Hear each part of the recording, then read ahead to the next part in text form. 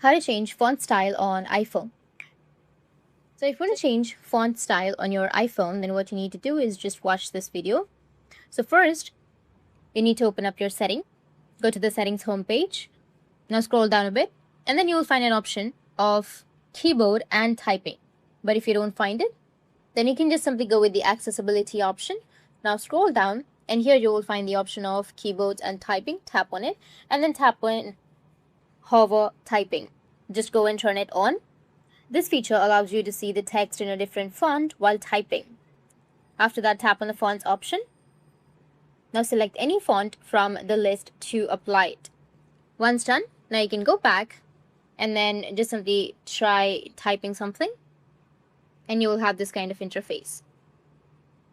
Or if you don't like it, just simply go back and then turn it off.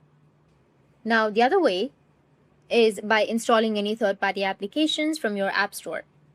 You can just simply search for fonts for iPhone, and here you may have a lot of applications. You can just simply go and install any application that you're comfortable with, and then just simply go with apply, and those fonts will be applied to your iPhone.